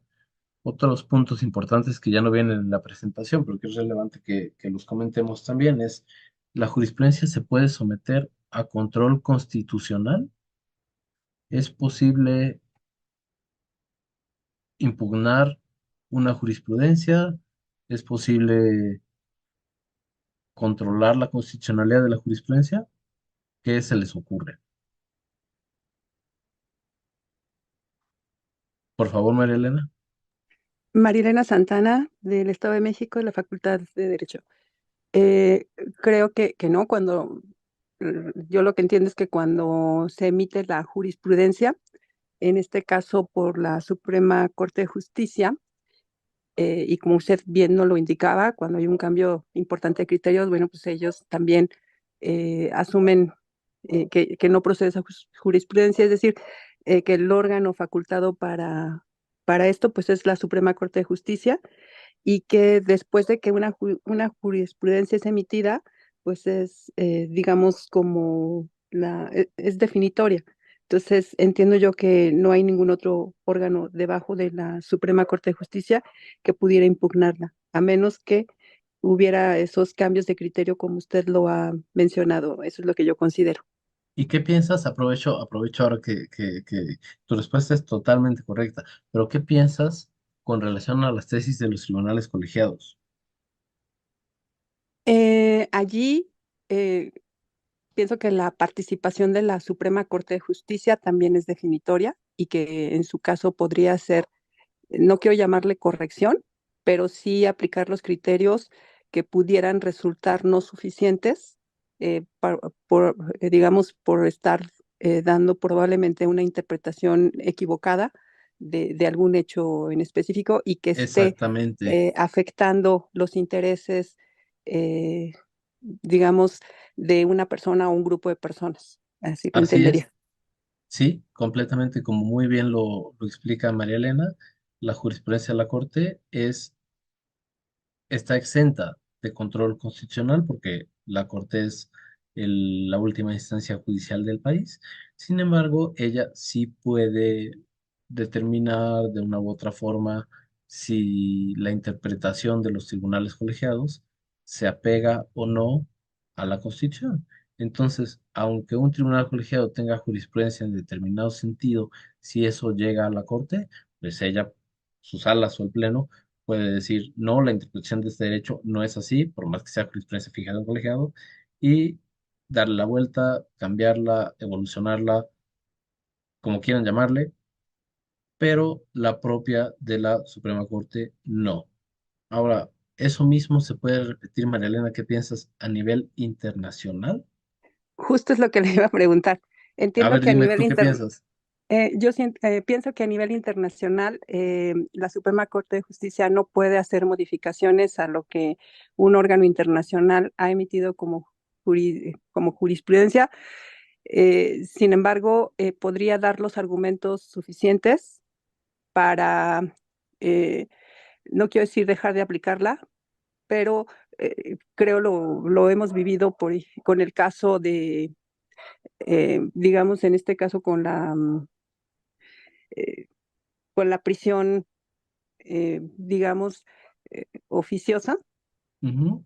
en el que a nivel internacional se dice que hay una violación a los derechos humanos en caso de que se llegue a tomar esta decisión. Y por otro lado, en nuestro propio artículo constitucional 19, pues se abre esa posibilidad de que haya una privación de la libertad para llevar el juicio de una persona. Sin embargo, pues hemos visto, digamos, eh, que hay diferencias de criterios y en este caso la Suprema Corte de Justicia es quien ha llevado la batuta, pero tampoco ha sido o no fue en algún momento definitoria bueno, yo así lo vi, no sé si sea correcto, Ujú. en la, en definir, en seguir o no una jurisprudencia. Probablemente esté equivocada, pero así lo veo. Voy, a ver, Osorio, ahorita sí, esto nomás permite. Pero entonces, María Elena, ¿cómo concluirías? ¿Sí se puede internacionalmente examinar la jurisprudencia de la Corte o no? Cre- Creo que no se puede analizar, pero no cambiar el sentido de O- la o- jurisprudencia. ok, ahorita lo platicamos juntos. Osorio, por favor, ¿tú qué piensas? Gracias. No, pero México puede ser vinculante a nivel internacional con los criterios de la Corte Internacional. Ok, de acuerdo. A ver, Alma, por favor. Me parece que sí podemos recurrir a una instancia internacional y en este caso ellos emiten las llamadas recomendaciones, las cuales pueden ser aplicables en el país dependiendo de lo que decida la Corte. A ver, vamos a hablar tantito de eso porque es relevante. ¿Quién emite, Alma, las recomendaciones? ¿De qué órganos estás hablando? O sea, vamos a situarnos. Estás hablando, yo empiezo del Sistema Universal de Derechos Humanos, ¿de acuerdo? ¿Sí? Ok. Las recomendaciones, ¿quién las emite? La ONU, Ajá, ¿a través de quién? no sé. No te preocupes, para eso estamos, de los comités. Los tratados del Sistema Universal de Derechos Humanos, como son de los derechos del niño, para eliminar la discriminación en contra de la tortura, dan lugar a comités.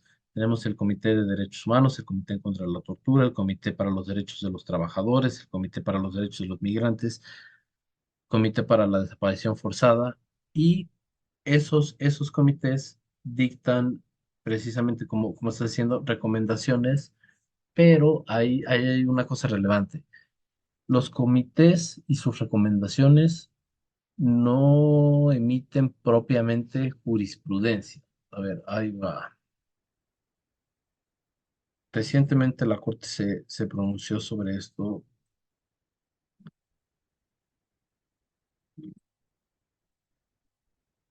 Déjame ver si la encontramos. Aquí está. Las decisiones de los comités de las Naciones Unidas, si bien no son vinculantes, sí exigen un diálogo que no puede ignorarse. ¿Qué fue lo que dijo la primera sala?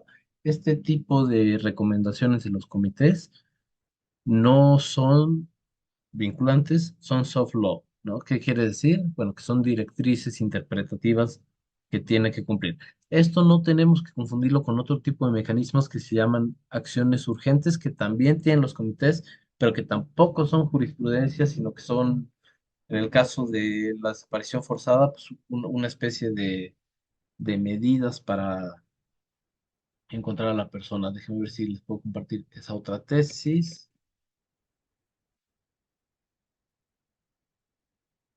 Aquí está. Estas acciones urgentes, esos pronunciamientos de los comités, no tenemos que confundirlos con la jurisprudencia, pero sí tenemos que reconocer su relevancia jurídica y que es posible aplicarlos en nuestro derecho. Regresando al punto de si la jurisprudencia nacional se puede o no controlar internacionalmente, a ver, hay que partir de la idea de que los tribunales internacionales no son una tercera o cuarta instancia, ¿no? O sea, no es un procedimiento ante la Corte Interamericana de Derechos Humanos, no es una impugnación donde uno pueda ir y decir, oye, Corte Interamericana, el tribunal colegiado que resolvió mi amparo directo o la Corte que desechó la revisión o el último recurso que se haya intentado está mal, entonces te pido, Corte Interamericana, que te pronuncies sobre la correcta interpretación de este derecho. Aunque pareciera que así es, en realidad lo que hace la Corte Interamericana es juzgar al Estado mexicano como un todo. Entonces, como Estado, va a identificar si la interpretación que las distintas instituciones de justicia, policiales, dependiendo del caso que se trate, hicieron fue correcta o no. En esa única medida, la Corte Interamericana podría decir, el actuar de las autoridades nacionales mexicanas se apega o no se apega a la Convención Americana. Como comentaban, es el caso de la prisión preventiva, donde la Corte Interamericana llamó a peritos mexicanos y especializados en materia penal para que le dieran un panorama de cómo operaba la prisión preventiva en México y con base en eso poder pronunciarse. Ciertamente su jurisprudencia pues declara la inconstitucionalidad de nuestra Constitución y en ese sentido las autoridades mexicanas pues están obligadas a acatarla porque se comprometieron a acatar una sentencia internacional en el momento en que se acepta la competencia del Tribunal Internacional. Solamente así, digamos, de esa forma indirecta, se podría superar nuestra jurisprudencia constitucional, pero no porque se impugne no porque se impugne a través de algún recurso o como si fuera otra instancia.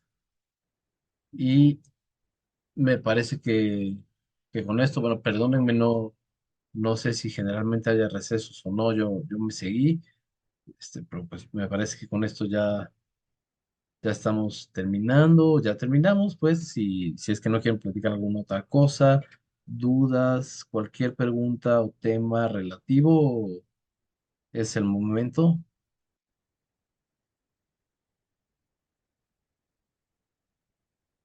Por favor, María Elena. Muchas gracias. Bueno, quisiera, Marielena Santana, del Estado de México, Facultad de Derecho. Eh, no sé si, digamos, anteriormente en nuestra carrera como licenciados, como abogados, se acostumbraba a hacer un uso frecuente de las jurisprudencias, pero noto que ahora, por ejemplo, el uso de citar jurisprudencias en los trabajos profesionales, llamemos así, no tanto los académicos, sino ya los trabajos que nos implican dar respuesta, presentar una demanda, lo que sea. Veo que finalmente sí se hace un uso frecuente de las jurisprudencias, pero para citar, aparte de citar una jurisprudencia y hacer uso de esa jurisprudencia, ¿qué tan válido es tomar de manera exacta los párrafos que nos cita la jurisprudencia?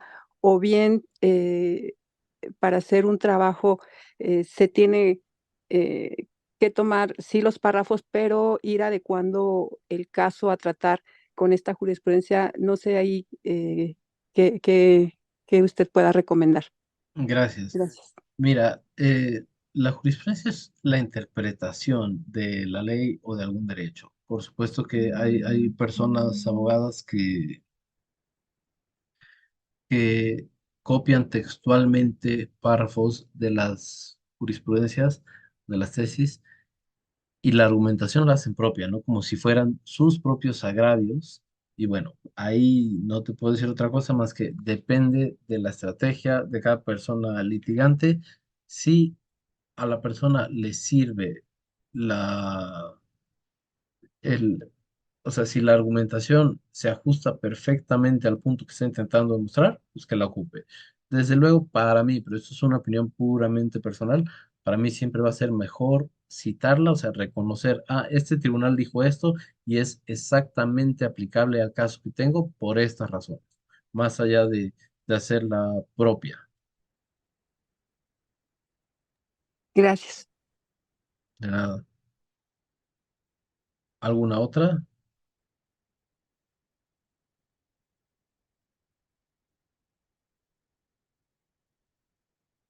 Creo que nada más. Ok, doctor Regino, no sé si quiera que platiquemos alguna otra cosa o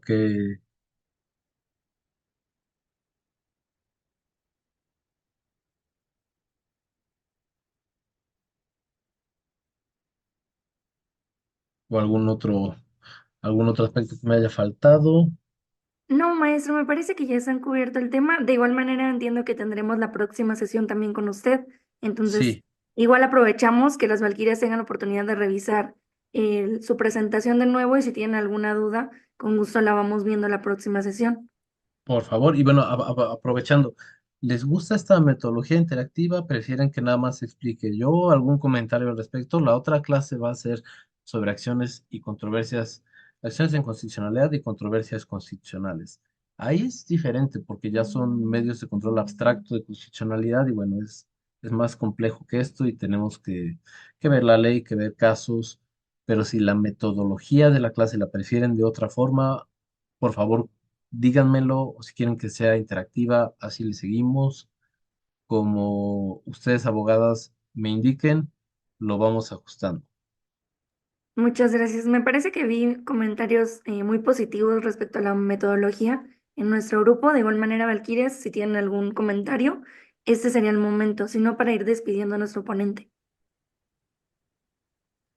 Yo No, considero que está bien así. Muchas gracias que Sí, participó está bien. todas.